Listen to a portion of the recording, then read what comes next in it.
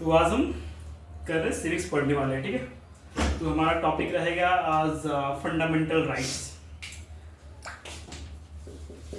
AFR मतलब fundamental rights, ठीक। तो फंडामेंटल राइट्स होता है क्या है, फिर ये हम डिस्कस कर लेते हैं, है ना। तो राइट्स मतलब पता है ना क्या होता है, राइट्स मतलब अधिकार, है ना। अब सबको पता है अपना अपना अधिकार क्या है। अब यहाँ पे जो फंडामेंटल राइट्स क्या है, फंडामेंटल राइट्स मीन्स राइट्स, है ना, which is given by the constitution. जो कॉन्स्टिट्यूशन को हमें मिल रखा है, सो हमारा फंडामेंटल राइट्स है। और एक होता है नेचुरल राइट्स, है ना, जो हमें नेचुरली मिल रखा है, सो हमारा नेचुरल राइट्स। एनआर मतलब नेचुरल राइट्स और एफआर मींस फंडामेंटल राइट्स। तो फंडामेंटल राइट्स क्या होता है, जो हमें कॉन्स्टिट्यूशन के थ्रू मिल रखा है। और नेचुरल राइट क्या हमारा जो नेचर ने प्रोवाइड कर रखा है। एग्जांपल है ना, अब एग्जांपल में ये जो हमारा जो बॉर्न हो गया ना, राइट टू बॉर्न, ये क्या हमारा नेचुरल राइट्स है, ये हमारा फंडामेंटल राइट्स नहीं है। लेकिन अगर हम बात करें फंडामेंटल राइट्स का, तो ये हमारा क्या क्या फंडामेंटल राइट्स है। तो फंडामेंटल राइट्स का अगर हम बात करें, तो ये जो हमारा जो कॉन्स्टिट्यूशन है ना, उस पर हमारा फंडामेंटल राइट मेंशन है हमारा पार्ट, ये हमारा मेंशन है पार्ट 3 पे। पार्ट 3 पे हमारा फंडामेंटल राइट मेंशन है। अब पार्ट 3 अभी कहां से कहां तक फंडामेंटल राइट्स है। तो हमारा फंडामेंटल राइट्स जो होता है, ये जो फंडामेंटल राइट्स है हमारा आर्टिकल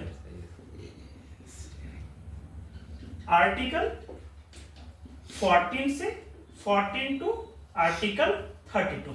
ये जो आर्टिकल 14 टू आर्टिकल 32 यहाँ पे हमें फंडामेंटल राइट्स मिल रखा है, ठीक।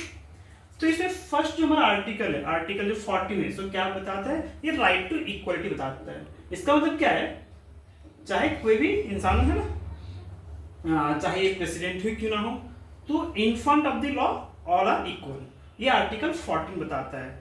तो आर्टिकल 14 क्या बताता है, ये हमें बताता है इक्वलिटी की बात करता है, means in front of the law all are equal, no person above the law. Article 15 क्या बताते हैं, आर्टिकल 14 था।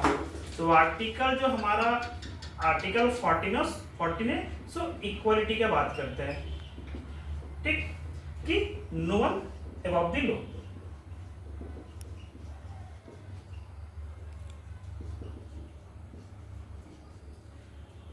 अब आर्टिकल 15 जो हमारा आर्टिकल 15 क्या बताता है, आर्टिकल 15 ये बताता है no one can discriminate on the basis of religion हो गया, कास्ट हो गया, ठीक है।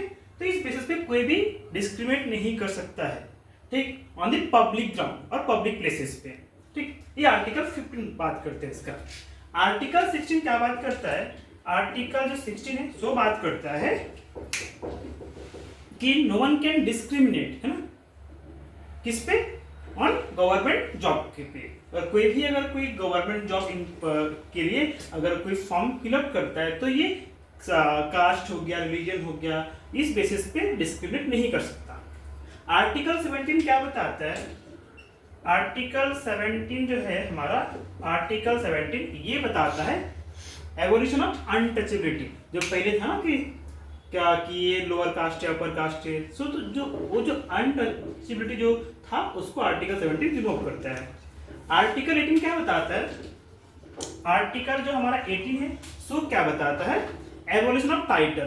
जो पहले ब्रिटिश के टाइम पे जो टाइटल दिया जाता था ना, जैसे सर के टाइटल, फिर बहादुर का टाइटल, तो ये सब रिमूव कर दिया गया। अब इसमें क्या बता रखा कि एक्सेप्ट एजुकेशन टाइटल, जो एजुकेशन टाइटल रहा, मिलिट्री टाइटल रहा, ये सब को छोड़ के अदर कोई भी टाइटल यूज नहीं कर सकता है।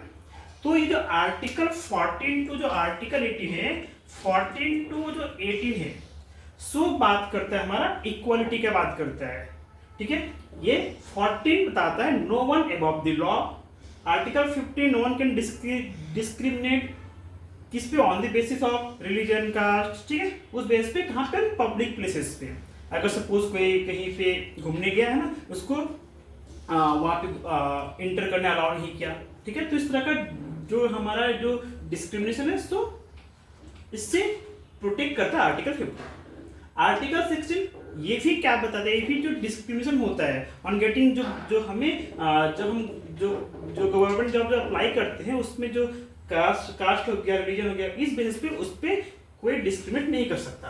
आर्टिकल 17 ये बात करता है एबोलिशन ऑफ अनटचेबिलिटी, जो अनटचेबिलिटी जो था पहले, इसको खत्म करता है। आर्टिकल 18 बात करता है एबोलिशन ऑफ टाइटल, जो टाइटल जो यूज करते थे ब्रिटिश के टाइम पे, इसको एबोलिश करता है, एक्सेप्ट एजुकेशन टाइटल। तो आज के लिए इतने रखते हैं।